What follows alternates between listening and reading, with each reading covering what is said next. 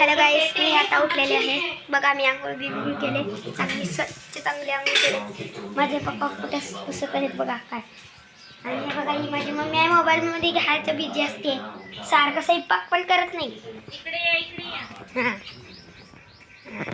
बघा बघा बघा आईकडनं 10 रुपये आणि इकडं थांब ना मग. आमचं ब्लॉग चाललाय. हॅलो हां चला गाईस, मी उठले आहे. आणि बघा ही पिली आहे, दाट कशी घासत आहे. आणि ही बघा आमची आई आहे. हाय करा ये.